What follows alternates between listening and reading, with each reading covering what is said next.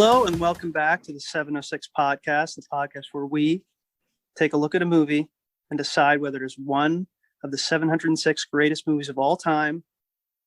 I'll be your host today. I'm Connor. I brought in a film, A Letter to Three Wives, 1949, directed by Joseph L. Mankiewicz. And that is not Mank. I'm sorry, I made a mistake last time. Not to be confused with Herman J. Mankiewicz, who is the subject of Mank. I'm sorry to all the Mank heads. You'll have to go to a different podcast for his movies, I'm afraid. Okay, I'm here with my three co-hosts, my three co-movie fiends, my three wives. Please, would you guys introduce yourselves? How about Anthony first? Anthony. And Kirk? Hey guys, I'm Kirk. I enjoy being here, unlike that Scrooge that just went before me. And Tony? Hey guys, I actually watched the Netflix original film Mank for this week, so I'm a little bit confused, but I'll try to keep up. I'll try to, chime in to the best of my ability, and we'll see how this goes. Tony, I'm sure you'll manage to catch up just fine as we begin to discuss. But okay, so this is a film about three wives. We have Laura May, played by Linda Darnell, who I spoke of last time. I'm curious what you guys made of her. Did I oversell her? Did I undersell her? And we have Rita, played by Ann Sothern. Finally, we have Deborah, played by Jean Crane, who we've seen before on this podcast. This is about these three wives, one of whose husbands has run off with this mysterious figure named Addie Ross. And they're trapped on a boat, or rather, they're trapped on a kind of excursion together, sort of cookout event, sort of charitable event they're attending. They're unable to get away. They've received this letter informing them that one of their husbands has run off with Addie Ross. And throughout the film, they engage in kind of reminiscence about their own relationships, interrogating their own relationships to try to tell. Each one asks themselves, was it my husband who ran off? They all have some kind of insecurity in their relationship to their husbands. There seems to be the possibility that any one of their husbands could have run off with Addie Ross. The question is why? And so we have a series of three flashbacks, each a kind of scene from a day in the life in each of their marriages. We won't go into what those specifically are. They're all kind of standalone moments. It all culminates in an end where we discover whose husband it was. We can discuss the ending too. I'm sure that'll be worth discussing and talking about. But guys, first, I would love to hear your first impressions of this film.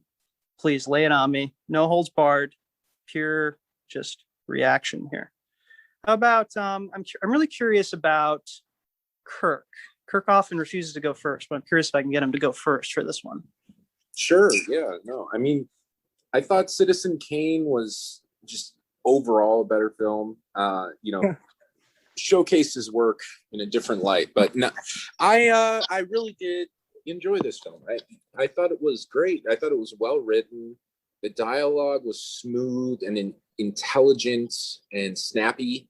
I'm not always the biggest fan of kind of the cadence and the general back and forth that some of the older classic films can have, but I've come to understand through your knowledge and of history and the development of cinema, your collective knowledge, that is all three of you, that this is something that was it was just kind of the form back then. It wasn't due to a lack of acting ability or purposeful stilting, any sort of incidental stilting or lack of intimacy or something. But so I thought the dialogue was great. I think the story, the premise of the story really lends itself to the type of movies I like, which are kind of character studies or studies of relationships.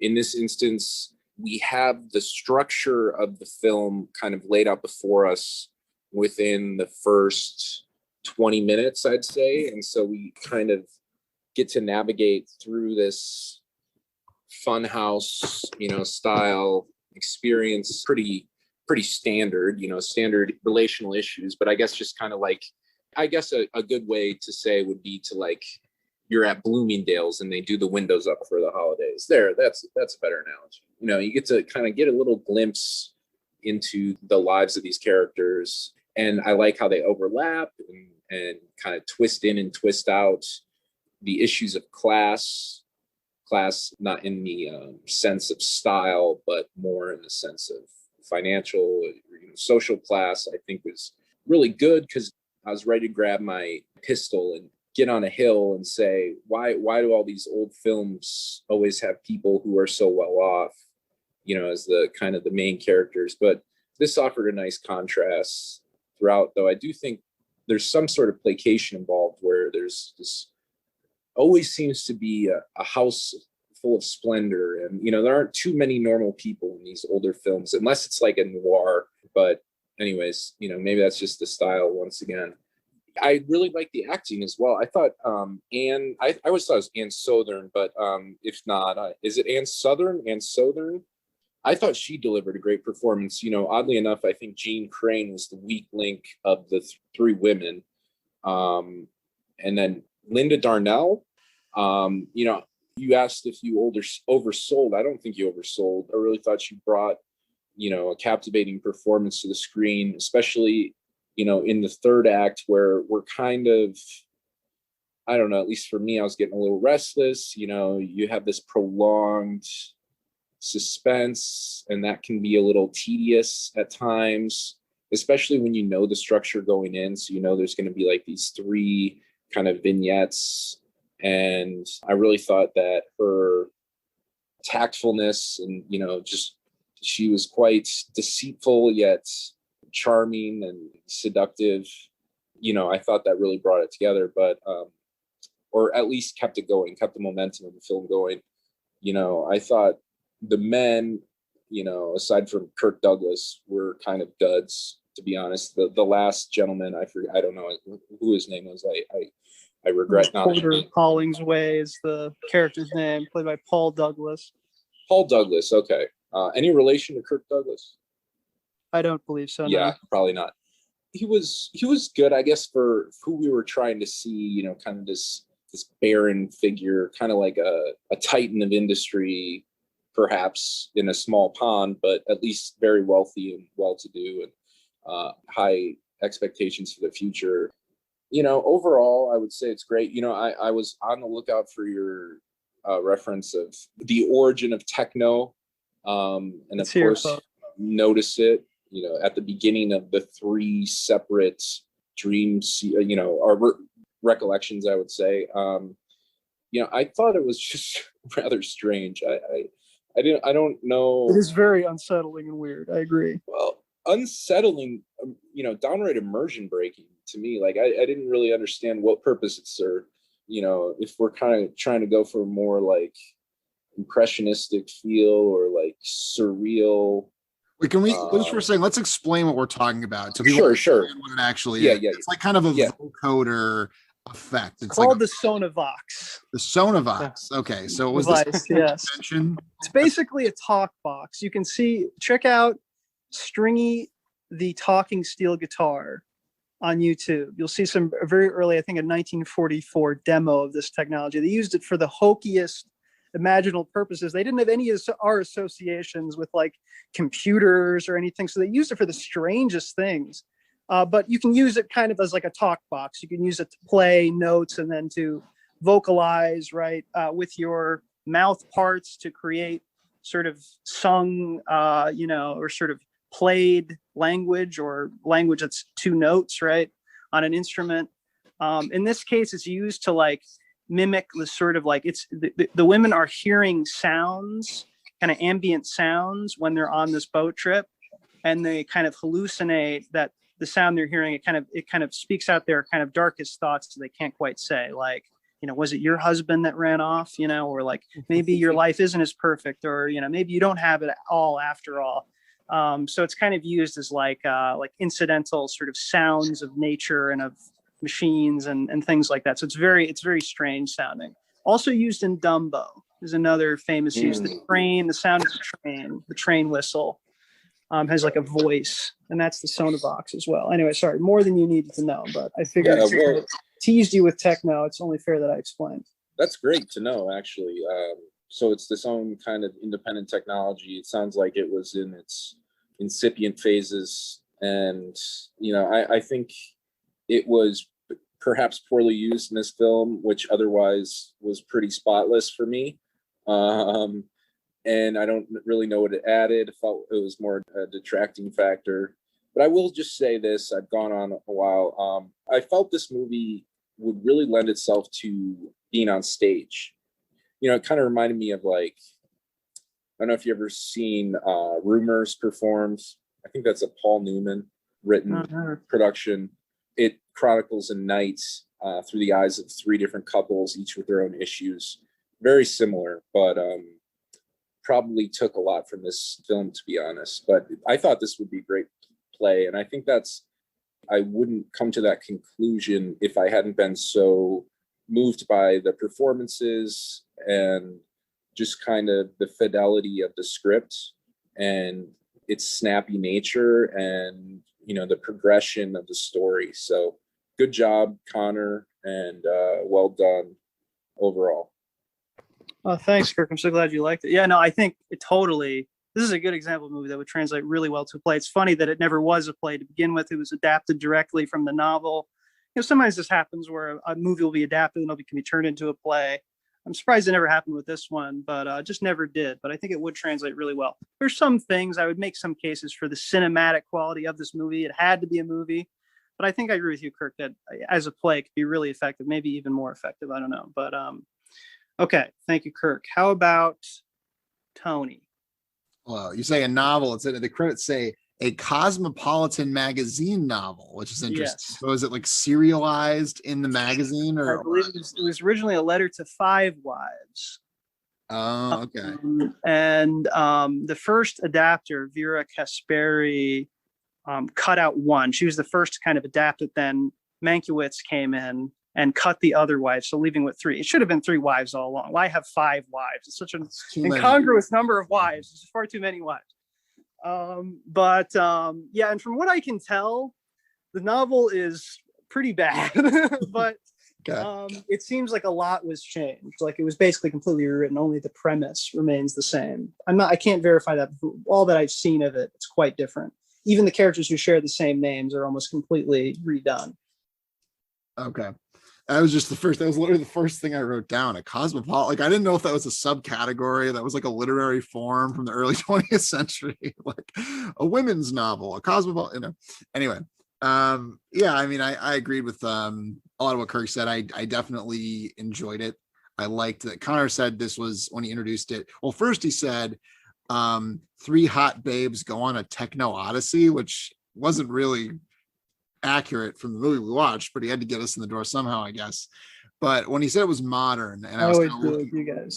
Yeah, I was looking for the what was modern, and I think what I felt was the structure. I thought the structure and the premise was kind of cool. The way it, you know, you had kind of this framing device, and you used it really as an excuse to show these 3 little stories, which are what this movie is really all about. Are these almost short films showing these 3 relationships? The hook of like, who did, you know, the guessing game, who did she run off with? Like, you kind of know that's not going to be, there's not going to be some revelation like, oh, it was Jim, and everyone's going to go, oh my God, and you're going to be like, I can't believe it was like, you know, that's not going to be what happens. They're going to kind of undercut it, or it's going to be all 3, or it's going to be none of them, which isn't, they do pick one, of course, but I'm digressing. The point is, that's not really the point of the movie. In the same way, Twin Peaks isn't about who killed Laura Palmer. It's kind of about everything else, right?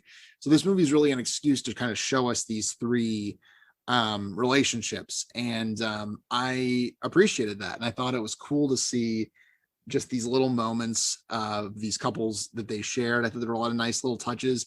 I loved in the, I'm so bad with names, the Laura May sequence, which is the final sequence, the whole setup where Mr. Hollingsway, yeah, comes over, and he's waiting in the kitchen with her mom for her to get ready. They're just like awkwardly standing there. And the train, I thought the train is such a nice touch, because it's so great, because it shows kind of, you know, that she is not affluent in the same way that he is. It's kind of visual storytelling, and you get that great, like the shaking of the entire room you see, and I'm like, just technically, that's also impressive that they actually got the whole set to shake. Like, that's really cool. Like, that's great practical effects. And like things like that, just like little character moments, little subtle moments. But what I appreciated about it was that this was a movie about, that I think gives us a sense of like just what it was like to like be a woman at this time. I don't know, just even in the very beginning, like the voiceover where Addie Ross is saying, he was my first black eye and my first kiss. And it's just like kind of like almost like a cute little like the same way you'd say, oh, we got ice cream at the malt shop. And you're just like, oh, okay. Like, I guess this is 1941, just sort of like, but like, and obviously that wasn't intended to be, comedic or horrifying. Yeah, like they were roughhousing was when they were kids, I guess is the idea. Oh, okay. Not that like she was beaten by him. Oh, okay. That's not how I like Tony's interpretation more, actually. I'll be honest. That's not how I took it at all. Okay, Connor, I'm sure is correct. I have to think about it. No. Connor, I'm sure is correct. That colored my perception going forward. But regardless of that, the point of just being like these women are in this situation where they're all worried about what happened with their husband and just sort of like being almost powerless in this situation, and I just thought that these different dynamics between the couples was very interesting. I felt that Jean Crane's character in that first segment was the weakest. I found that not particularly compelling, frankly. Like, oh, I have this terrible dress and people will judge me, and like that was the whole, and like, oh, Addie Ross is so much more classy. I didn't find that particularly relatable or particularly compelling. I mean, it was fine. Like the dialogue was pretty sharp. There were some like good lines. There were some fun moments, but like it wasn't that good. But I really enjoyed Rita and Kirk Douglas, that whole bit, and the career dynamic where he's a teacher and she writes for the radio and she's got this like high paying kind of cosmopolitan job. And she kind of runs the house, and Kirk Douglas is good natured about it, but also a little bit like, kind of like, well, it's kind of messed up that you run that, it's sort of like, it's an interesting dynamic. And he kind of can't help himself but get in her way and kind of sabotage her when her boss comes over for dinner. And I thought that was very interesting. Also love Thelma Ritter as appearance as well, from Rear Window and some other movies. She's always fun as sort of the maid. And then the last segment, as I mentioned, with Laura May, that whole dynamic with the kind of the sugar daddy relationship or the trophy wife relationship, which is something we've seen in movies before. But I thought this movie portrayed it in a very human way, or it really gave both characters humanity and dignity. It felt very non-judgmental and very realistic. It wasn't like, it didn't try to sugarcoat things. It didn't try to make it out like, oh, this is a perfect situation, they're both happy. It's complex, but it also feels very real, and I thought that was probably my favorite. And I do think that Linda Darnell did live up to the billing. She was fantastic. She was probably my favorite member of the cast. I mean, Kirk Douglas was wonderful, but Linda Darnell, just like that strength and that confidence, she just projected she was just such a force and such a presence, in the sense that she is like in control in those scenes, and she knows exactly what she wants, and she's not apologetic about it. And I thought that was great. So I don't have a super coherent like reading of the movie or anything, but I thought that it was, I definitely enjoyed it, and I can see why Connor brought it forward. Thank you, Tony. How about now, Anthony? So I think if I had come to this directly after I'd seen the movie, I've seen it in the early afternoon for time, I would have been a lot more positive. It's some sort of cooled a little quickly. And I think what overall is, it's a very good movie, but it's missing a sort of oomph to it. It's missing that last like little piece to really push it over the edge. I think to start off is like Tony and Kirk, the Rita and George section is the highlight of the section. I think it's also the most modern and relevant to kind of the contemporary time, of the feeling of exhaustion, the feeling of kind of money and worry, and also all about the idea of compromise. What is your art and stuff? It feels like that conversation could happen today. Transport, I don't know, radio for some other form and medium, and whatnot. So I think, I completely agree with both of them about those sections. I disagree with Tony about the Laura May section, though, actually. I do agree that Linda Darnell gives actually the best performance in the movie. I think she's perfect for that role, and she does it so well. And then second of all, because, you encouraged us to look her up, she died in real life horribly, a tragic death. So I was wondering why I hadn't seen her in other parts. I think she got 1954. So she had a little bit of a longer career, but not as long as we would have liked. But for that reason, she's not as well known now. You imagine, though, a version of her life that she had grown into a sort of particular character type actor. I could see it, you know, especially in the 70s and 80s. But with that being said, one of the reasons I didn't like that section as much is that even though it has the most color and flavor to it, I agree with Kirk, is I didn't really care for Paul Douglas's portrayal of Porter, which felt like almost a sort of Humphrey Bogarty type role. It needed something else other than just the kind of disheveled, cynical type man. And while their relationship itself felt alive and interesting, I don't fully buy something larger and more in depth to him that made it more human to me. And then by the time we get into their apartment, it felt so ludicrously working class at times. The shaking of the train and stuff just seemed like it was like too much for me personally, in comparison to the sort of money troubles of George and Rita, which feel so real and still so relevant. So that was a bit much, and it kind of fit with the way Kirk described it. It just felt like humor from a play rather than some of the more general humor or seriousness that's kind of throughout the film. And then finally, I'll stick up for Jeanne Crane a little, which I think is the most thankless role of the film, because she doesn't have a little less meat to it. But I actually find it somewhat relatable, the sort of desire to fit in, the desire to kind of fit the social circle wherever you are, the worry that you're not good enough for your partner, of course, is all there. And I don't think the movie does exactly the greatest job in fleshing that part out, but I think some of those elements deserve a second look. So overall, I think it was a solid film, but I think it's missing something from taking it to a higher level. Cool. So we're all positive on it. I think not wild about it. I think, yeah, it's funny with this movie. I think I agree with all of you guys that, yeah, of course it's a good movie. You can see why it got, I think I said it won Best Picture. It was nominated for Best Picture. It got Best Director. Sorry, I'm coming with all the trivia today, but it won Best Director, Best Adapted Screenplay. But anyway, this movie, it's very hard for me to explain, and I was really curious to have you guys watch it so I could try to figure out what's right or wrong with it, or why I like it so much. Because I discovered this not too long ago from another YouTube channel. I'm sorry to say, I've run off with another YouTube channel. This is Tired Old Queen at the Movies. This is Steve Hayes, who's a lover of old Hollywood and knows a lot of these slightly more obscure Hollywood films. This was his recommendation, or one of the movies that he reviewed on his channel, and I saw it, and I was just my interest was slightly piqued. I thought, this could be okay. I watched it, and I was just completely floored by it. I was completely taken by it. I instantly had to watch it again, and I've seen it now, I think it must be 5-6 times in like a year. So I find it very hard to describe what I like about it. I think I agree that there's some things that are very flawed about it. I could get into the flaws, but just to go through like the moments that I like and some of the things you guys mentioned on the Jeanne Crane issue, I think I agree. Yeah, she's like very melodramatic. You know, she's constantly fainting. This is one thing she does over and over again. She'll say, I've had enough, and then she'll like fall down. And I think that's almost kind of comic. You know, it's a bit much, right? That she is constantly fainting and kind of not fainting, but burying her head in a blanket or something like that. And that's even played for laughs at moments. So I think the movie's aware of that.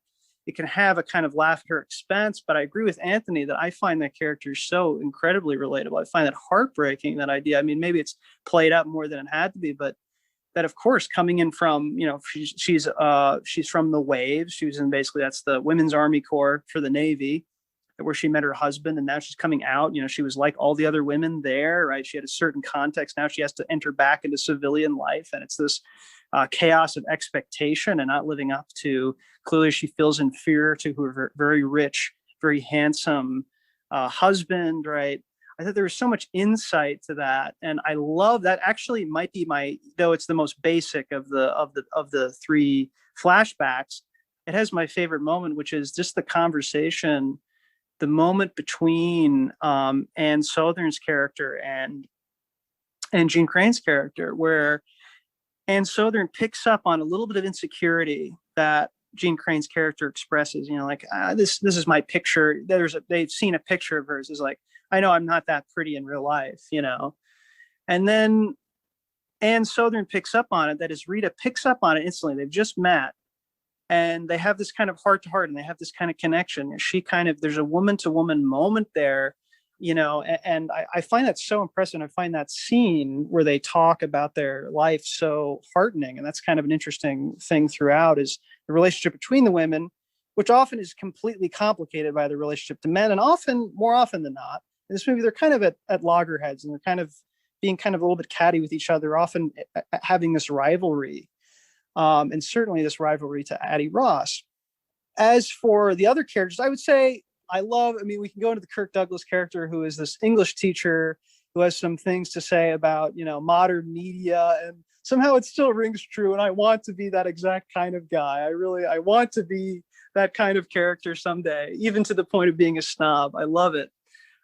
He's kind of contrasted, but I think the movie gives him his due. He believes in these things. It's not just pure snobbery. It's not just putting his careerist wife down. And let's be honest, this kind of career theme in 1949, but it's somehow the conflict and the mechanics of that conflict are so carefully crafted and so kind of balanced between these two characters.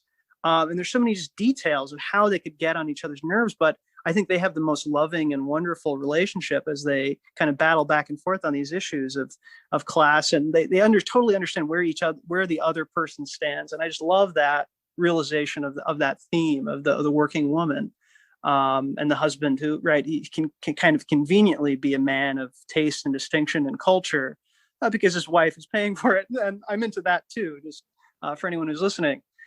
And finally come to the Linda Darnell, Laura May and Porter. And Porter Hollingsway is like one of the most like loathsome like characters. I mean, he's this kind of, not only is he a big kind of brute and kind of this nouveau riche bore, he's very self-pitying and kind of, there's a real ugliness, a hideousness to this character, which makes it so hard, it makes you not want to see him be with Laura May, who's this gorgeous, confident, so sly and witty, woman. However, right, I think the movie's kind of banking on that you don't quite want to see them together in a way. And their relationship is extremely dark. It's pure cynicism. I mean, again, and to me, I'm sorry, guys. I mean, it may feel very like antiquated to you. I think it still is quite modern. I mean, this kind of thing happens a lot. I mean, think of, I was struck by this as kind of like red pill, meets female dating strategy. These two people, one is a gold digger, one is a kind of a Me Too exploiter, right? They managed to find each other, right? And it's this kind of dance of two serpents around each other with really tragic, but I think very honest kind of results, which is why I kind of can't bear really seeing them together at the end. The implication is that Porter Hollingsway runs off with Addie Ross. I have a weird fan theory, though. I guess I would like to get to the ending. I want to ask you guys, what did you make of the ending in particular? This ending often throws people off. I mean, what did you think of it? Did it feel satisfying? Did it not? And what did you think, like, literally what happened at the end? I will say that I think that Mr. Bishop, I don't know his first name. Is this your fan theory that he took the bullet and Mr. Bishop did run away with, I forget, Ada? He's like, well, fuck this. Our marriage isn't going anywhere anyways. I'm just going to say that, I was the one that was going to abscond with Ada, and it was actually Gene Crane's wife or husband. That'd be kind of clever, but and pretty tragic too, I guess, but pretty funny ultimately. I think this, the ending kind of was a little bit anticlimactic. I think, you're right. Like, there were some kind of models, converging here about femininity and propriety and financial independence, and the idea of being assertive and wanting certain things out of a relationship. And, all these kind of really, I think you're right with the idea of even these topics are kind of, we kind of shrink away from them even in the 70s and 80s, but this is, the late 40s. You don't really see many movies, there's kind of a surface gloss to them about, relational issues. And we don't want to see the woman who's kind of after her own self-interest first. We want to see the woman in love. We want to see the man who ultimately has a soft spot, even though he's after some tail in the beginning. And so that's why I feel like there was like a compromise at the end, and it's like, oh, they actually did fall in love. You didn't see it, but it just happened off screen, and now they're in love. When her whole strategy was so manipulative and so perfect, and fun to watch, like she tearing the nylon. And, Extremely fun to watch. Yeah. yeah, I love her techniques. it was really great. And she played him, and I love, she kisses him. He throws the car cigarette lighter out the window. That's a classic move. That's just so great. Just and not making plans on New Year's Eve, just knowing he's going to show up. That kills me. I love it. Yeah. And it really speaks to the writing, but I just wonder why they couldn't have kind of come up with something a little more, a little bolder at the end. Maybe, I don't know. I don't even know how you end it. Maybe it's one of those things where it's like, it's a good idea, but sometimes it's hard to bring these kind of clever, one line synopses to an end. It's like, it's really fun, and it's cute, the idea, and it has so much room, but how do we end it in a way that stays true to the whole story? So I don't know. The ending didn't quite work for me, but it didn't ruin the film by any means. I guess you could imagine, right? Like the movie ending on a more definitive note of who ran off with her, then it'd probably feel much more unsatisfying, though, because when you really think about the three men, it's like, okay, well, one is, I feel like you can't imagine Kirk Douglas's character running off with her. Like, at least that's the way I see it. Like, it's like, I wouldn't buy that at all. Never. Right. And then Porter is, of the three, the most likely of the character who has that type of personality to actually run off. But it'd be very unsatisfying because it would prove the point that the gold digger, ultimately fells, and it would be a slap in the face, the one truly kind of working class character in the film, which may be a cynical thing in its own right.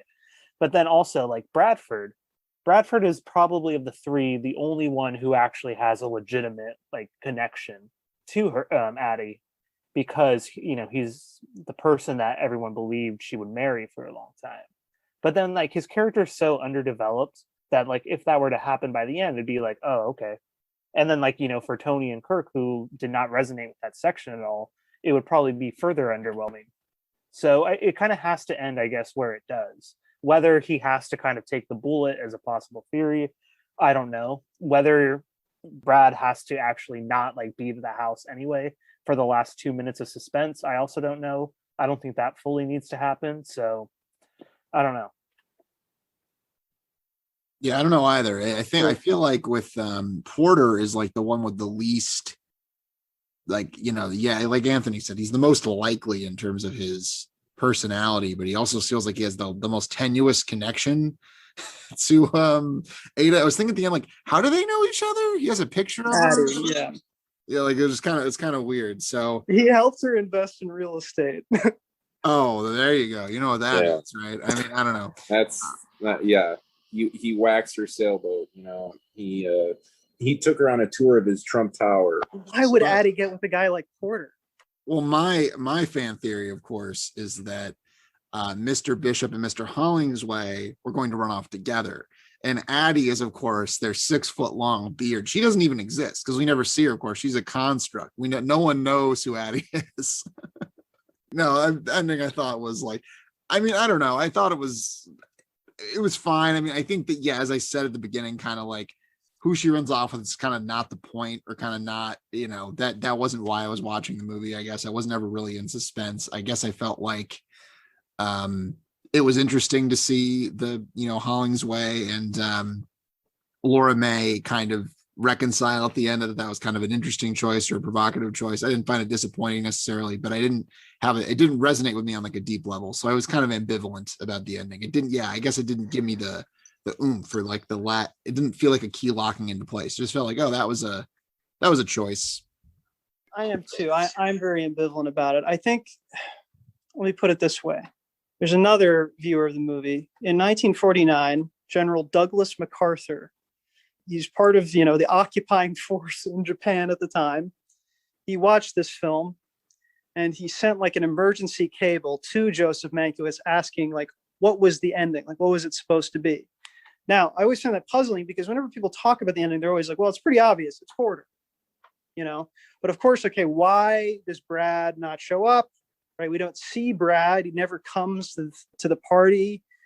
So he seems to be gone. We have a very touching moment as Gene Crane starts to get kind of nasty She kind of calls Porter out for being a big self-pitying baby, also gets a little bit mad and kind of cuts George Phipps, Kirk Douglas's witty schoolteacher character, down a peg. She has this moment of kind of anger that she's always been kind of a babe in the woods, and it's very moving. And then she runs out thinking, yes, Porter basically takes the fall, or sorry, I'm giving away my interpretation, which is exactly what Kirk said, right? That Porter confesses that he tried to run off with Addie Ross and come back. I guess the idea being that, well, he really did love Laura May after all. He couldn't leave her. I find it unsatisfying. I don't find it a satisfying ending. I have an explanation kind of for it, but I think obviously it's significant that Brad isn't there. Therefore, we're supposed to ask ourselves, did Brad actually run off with Addie Ross? Now that's obviously, as Anthony mentioned, that's a little unsatisfying. Yes, because we know the least about Brad, but hear me out here. I think there's something about this movie. Again, I'm going to reach for a kind of metaphorical thing. It's not quite metaphorical, but you'll see what I mean. Basically, this movie is kind of like, again, scenes for a marriage, could be anyone's marriage. It's kind of trying to stand in, trying to summarize or issues of what it's like for it to be a woman in these relationships with men, right? In families, in all across classes and life circumstances and this kind of thing. I love how, for instance, right, this moment of this retrospective, having to think about your own marriage, being kind of trapped on this boat together, this boat to this island where they're responsible for just taking care of all of these raggedy children running around and having to read them stories and also cook the weenies. It's a weenie roast on the island, which is significant. And they're living on this kind of island of mothers where they're sort of isolated, not only from their husbands, often they're isolated from each other. They're like as if they're in a woman's prison. So they're with each other, but somehow solitary. I think this is kind of a beautiful kind of image of the housewife, a beautiful kind of poignant idea of what it's like to be waiting at home for the husband. Where could he be? And there's always this kind of reflection on your relationship, on is it good enough? What are the sources of tension? Could I be like, I have to compare myself to this perfect woman, right? Addie Ross, who we never see because she doesn't exist. She's a figment, right, of your imagination. The perfect woman who's out there, who we read about in magazines. This is the cool girl of, I don't know. There's a whole thing of writing about the cool girl in cinema, the kind of perfect woman that's created by cinema, for instance. It's more recent. Anyway, I was kind of reminded of that by Addie Ross. We love to kind of hate Addie Ross, this kind of hateably perfect woman, right?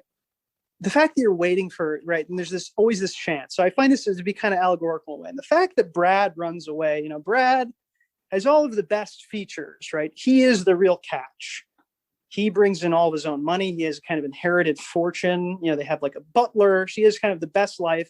He's also extremely handsome, and he's charming and funny and this kind of thing. There's just these slight hints that he doesn't quite care about her, right? He doesn't have that kind of wonderful relationship. There's just this slight distance and slight disconnect between the two, between husband and wife, that might plant our seeds of doubt. But I think it's kind of this tragic idea that like getting cheated on or having your husband run away from you is not something you necessarily are in control of. Ultimately, it is on the husband.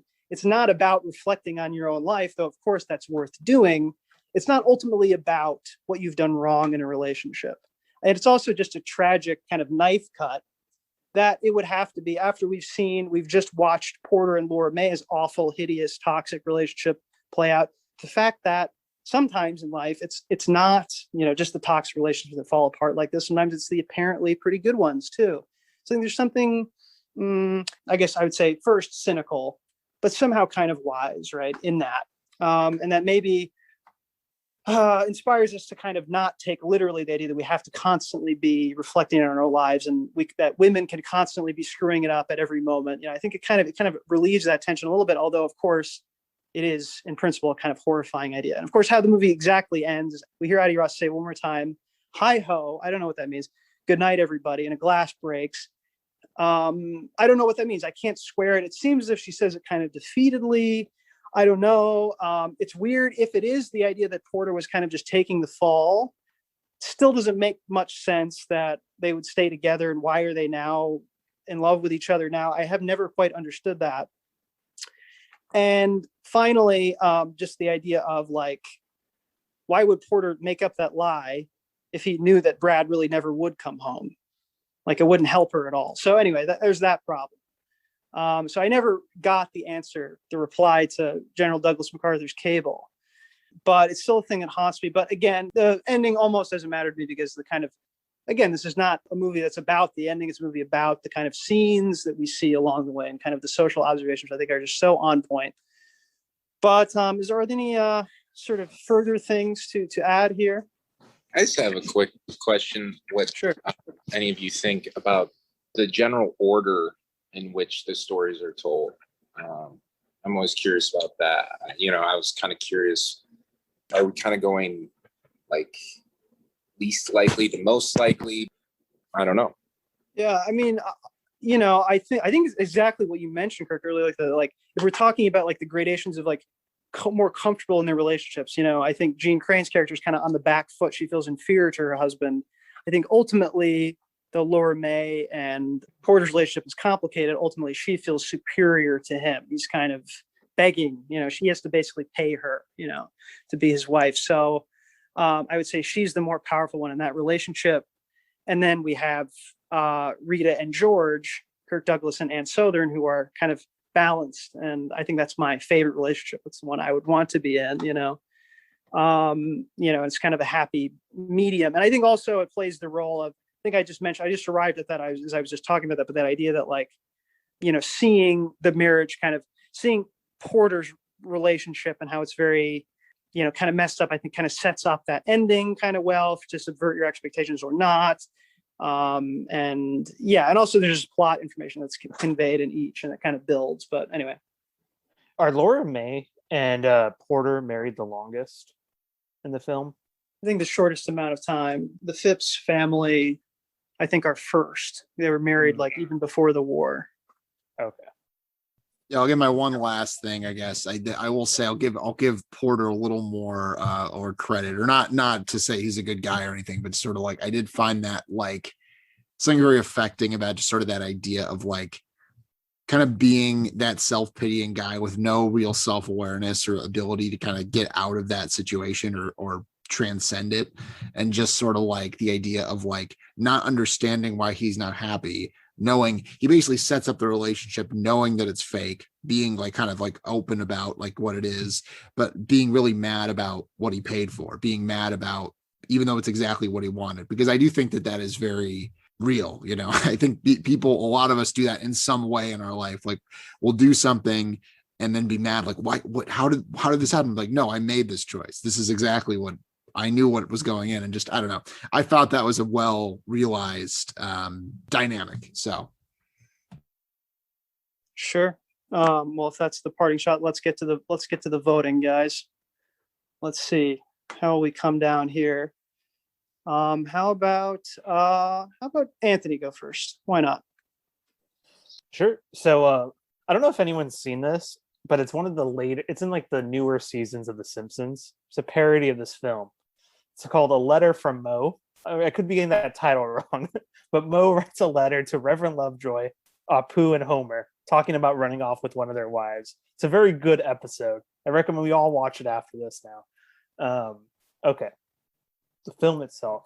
I like some of the ideas Kirk brought up. I like some of your theories, Connor. I wish I had them. They're not enough to really, I think, fully elevate it still to that push. So I think based on where I am now, where I was with the film after watching it and hearing everything, it's a very soft no. Very, very soft. Softest of no's. Thank you for being gentle with that no. Yes. Anthony, I appreciate it. How about Tony next? So I know I seem pretty positive. I don't know. I love Connor's enthusiasm. I love what he brought to the table. And I do believe that these things are in fact in the movie. And I did enjoy the experience of watching it, but just thinking back on it, like, and I don't know. I feel like, I think like Anthony kind of reflected my own thing. He said there was some like X factor that wasn't quite there for me. Like maybe if the ending packed a bit more punch, maybe if the Gene Crane stuff was a little more emotionally resonant for me, it would be, because right now, like I would say like on my scale, it's like good. It's like worth watching. It's interesting, but I can't quite go all the way with it. I can't quite come to its house on New Year's Eve and say, God damn it, I'll marry you. I probably would have just gone to the party by myself. Nice. Thank you, Tony. And Kirk? I, for one, will say yes. And I just want to say about the ending, I feel like it's rather unambiguous. I think the main point we're supposed to take is that he's willing to dance, right? He said earlier in the film he doesn't dance because he's not good at it. So it shows a willingness to be vulnerable with our intimate partner, a willingness to expose our weaknesses and to share ourselves. So I really think that the message that the guy's coming back the next day, that's a red herring. I really do think it was Porter. As for why Linda May, I think, or Linda Darnell, Laura Darnell, there's so many fucking names in this movie. There's 6 characters to keep track of. I feel like we're counting Crash, but I don't really understand why she's in love with him, but who knows? Maybe that's just a affectation or something, that she doesn't really love him. She's just still after the money. But it's a yes for me. It's got some really good issues that it brings to the forefront, and I really like, especially the middle sequence. Thought it was really well done and nuanced, and well acted. And if anything, I think I'll use that old, very cliched saying: the more things change, the more they stay the same. And in a way, there are many differences, but quite a few similarities that are striking to just relational dynamics in the 21st century. Some 72 years later. I think it's kind of fascinating. So it's a little piece of history, and it's well worth watching. And I think it is one of the 706 best films we've encountered on this planet. So. Well, thank you, Kirk. Yeah, no, it's hard. It's hard for me to describe like why I like this, because I agree with you guys that it's not like an all-timer grandiose, but somehow I just love it. And I was curious if any of you would pick up some of the similar energy I got. I don't know. Maybe it's the thing that Kirk mentioned. Maybe it's just the idea of how modern I find it, how it speaks to these issues. Is that just an accident? Is it up to the movie? And it has its own kind of formal flaws as well. But it was based on a cosmopolitan serial novel. So thank you guys. To quote A Letter to Three Wives, first comes penetration, then comes saturation. So would you please saturate me with your film recommendations, and I will decide which one we're going to watch for next time. Hope you got some. All right. So I have the privilege of determining the order, and I will demand that Tony goes first and Anthony goes second, and I will go last. So let's hear it. Your demand is accepted, Kirk. Tony, you must go first. Wow, I'm not used to being bossed around like that. This is a lot like that scene in Mank where Orson Welles was like, "You go shoot that Letter to Three Wives movie," and then he discovers the Sonovox and starts. I don't know. So you realize it's the wrong brother. I thought I had the Letter to Three Wives one. Gary Oldman was robbed, ladies and gentlemen. Anyway, wow. So yeah, being bossed around here. Okay, I can go first, I guess, even though I never know what I'm going to pick. So I think I'm going to go with Son of Whim. This is a samurai film from, I think, 1962. Okay. Yes, this is a samurai film. This is not a Kurosawa film. It's a Kobayashi film, Harakiri. It's kind of it's like an anti-samurai film. It's kind of a deconstruction of the samurai film. It's a little dark. It's a little cynical, but it's got some ownage. It's great. It's ahead of its time. And I watched this one with Connor, so I know he's seen it. But I think it's time for another samurai film. And I think this is different than Yojimbo. It's got a different energy, I would say. Quite different. A great film. How about Anthony? You're next, right? Yeah. Tony, are you only watching like Japanese films right now? I didn't even realize. Yeah, I guess I'm doing it. That's keep my streak going. We'll see how long I can keep it up. Yes. All right. So I'm taking Kirk's call from a few weeks ago seriously. I'm attempting a sort of populist, but also the grand films of all time. And this is time we do this one. I feel like we've all seen it. But but I'm going to choose the film from 1982, but a film that was only finished in 2007 in the right circumstances. And that is Ridley Scott's Blade Runner, The Final Cut, the film in which Harrison Ford plays a Blade Runner sent to track down a replicant that may or may not be human. So that's where I'm going to go. Wow. Kirk, what do you got? All right. So, been thinking a lot about when I was going to do this. We all knew it was coming. I think it's time. I don't think I can wait any longer. I need to find out. This is my letter to 3 co-hosts, and it is, will you watch Titanic with me? My favorite film of all time. I know it's a cliche mess, and everybody thinks it's so dated and so corny.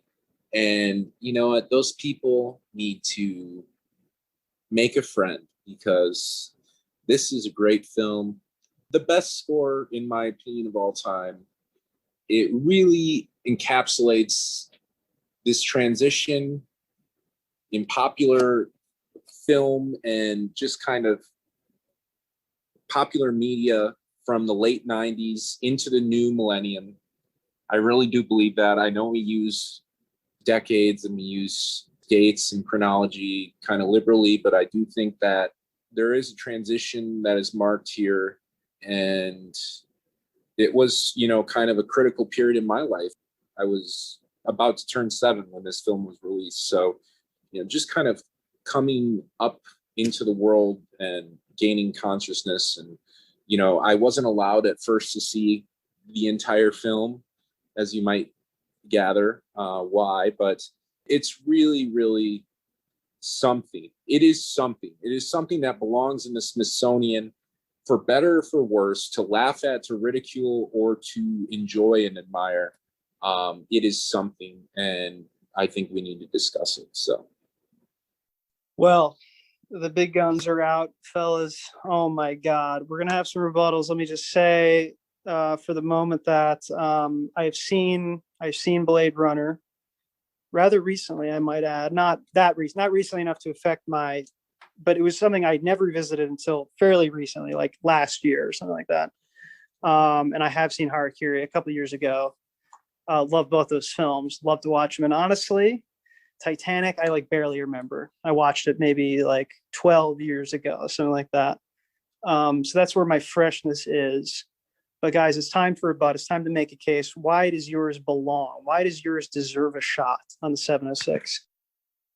Well, what do we want to be, guys? Do we want to be the basic boys, the baby's first film podcast, Titanic, Blade Runner? We could be watching really underground stuff like Pulp Fiction and the other guys. I mean, come on, guys.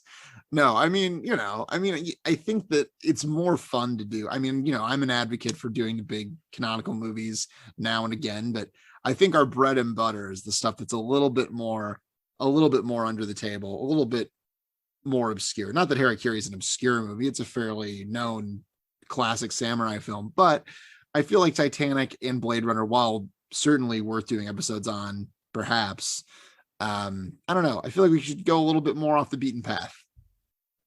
Nothing wrong with that. Sure. Anthony? All right. Well, I feel like ever since Tony played Ghost of Tsushima, he just thinks he's an expert on samurai genre and everything. So, got to take it and throw it out the window. Let's see. No, I think Blade Runner, it's a film. I think Tony's probably seen it too. I don't know about Kirk, but it's one of those movies that's kind of achieved a sort of canonical status, right? Because of its general influence on a culture, literary, internet-wise, and all sorts of other fields. When people sit down and actually watch the movie, I'm always fascinated because there's a general pool of a lot of people who feel underwhelmed for various reasons. But I think coming together for it, we'd find different things. And whether we are taken in by the usual questions or whether we are underwhelmed, I think would make for the central discussion. Plus, I don't know if we've done a kind of standard sci-fi classic like this. And so that would be my vote for Blade Runner. As for Titanic, Kirk has been wanting us to watch a Billy Zane movie for a very long time. So this may be the best chance. Wait, Billy Zane's in Titanic? I'm changing my vote. All right. So I'm something of a Zaniac. Yes. Kingdom two fine Hearts. films. I'm very partial to Blade Runner. I think aesthetically speaking, it's probably my favorite movie based purely off aesthetics, right? Like there's just something about it that is so captivating. But I'm going to really push for Titanic. I think Titanic, I mean, just look at the trajectory of the two lead actors. We have Leonardo DiCaprio, undoubtedly the most famous actor in the world right now, some 25 years later, 24. Kate Winslet, just the star in the HBO miniseries Mare of Easttown that captured the zeitgeist, right? Like that was the show that Twitter and social media were talking about for 7 weeks. And then we have James Cameron, who arguably should be unemployed, but was given, upwards of $1 billion to make a movie that's taken 10 years, and we all know how it's going to turn out. So it's pretty interesting. And, it spawned so much. It spawned movies like Pearl Harbor that was just like a blatant ripoff, right? I don't know if you remember that with Ben Affleck. This kind of epic with obvious tragic elements, but a romance that, can appeal to both sides of the aisle is very interesting. And there's a lot more I'd like to expound upon, but I will just end with this. And I loathe saying this because it's an indictment of our whole podcast thus far. But how we always talk about, boxes we have yet to check, right? We want to do a horror film. We want to do a samurai film. We want to do an animation film. How about we do a motherfucking Best Picture winner? Okay? This is episode 68, and we haven't even done a Best Picture winner. And before Tony says the Oscars are rigged and Anthony is looking up to the ceiling to make sure I'm correct, I looked it up, okay? This is my coup de grace. This is my ace in the hole. We haven't done a Best Picture winner, and we're doing the best movies of all time. Book of Henry didn't win Best Picture? It came second to Tomb Raider with Angelina Jolie. But I don't know. Obviously, there's some comedy there. I don't think that's a prerequisite, but I will use that argument for my own purposes in this case because it is very convenient to do so. And that is the end of my argument. There we go. Okay, this is tough, and I haven't made a decision yet. I'm going to make a decision in the next 3 seconds as I bullshit about your respective movies. I think Kirk makes a very respectable point about we do need to come around to some of the more recognized classics. So obviously, I also temperamentally, I think I agree with Tony that it's often more fun to go for the sort of lesser known things. I think Kirk makes a great point there. What Anthony clearly did not disclose, obviously he mentioned that Tony's choice of Harakiri is clearly inspired by him playing Ghost of Tsushima. Obviously, Anthony did not disclose that he's inspired by playing Cyberpunk, which is almost a point in its favor. I'm not sure. Also, I've never played Ghost of Tsushima, so I'm not sure. I was inspired by Battleship, I guess. There we go. All of these are very appealing. Harakiri, because it's a movie I think more people should see, and it has a deep message, and it's a fascinating take on the Jidaigeki genre. But I'm going to eliminate it. It doesn't feel right for right now. I'm not feeling it. Somehow it doesn't feel right.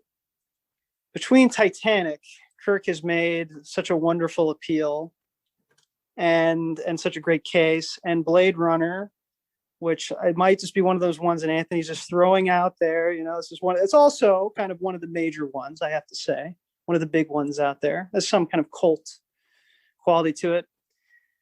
I'm going, in fact, to go with Blade Runner because as I said, I watched this not too long ago. I'm sorry to pull Kirk's heart out like this. Kirk, you will recommend it again and it will get picked.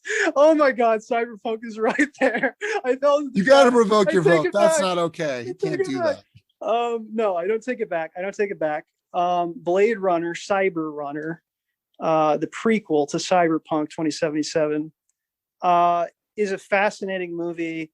I think we'll all like it, but I think there is enough to discuss because there are things I have my own kind of reservations about it. But I have to say, it was one of my favorite like cinematic experiences I've had in a while, just for the pure visuals. And I want to be back in that world. I want to experience that Van Helse score again. And I'm sorry, Kirk, you will get Titanic picked someday, but just not today. I'm sorry. I have Titanic. I just want to get picked. Sure. Okay. That's all, folks, for now. We'll go with Blade Runner next time.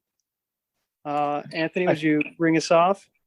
I feel like before we go that Kirk lost when he said that the mayor of Easttown caught the cultural zeitgeist for 7 weeks. I've never even heard of that. So I need to watch this. I think you were overstating the Or I case. watched Titanic. Really? I guarantee that was the most watched thing on TV in the last 3 months. But I have to check. I digress. Right. I I've heard about it from you guys like a million times. Well, I'll have what she's having.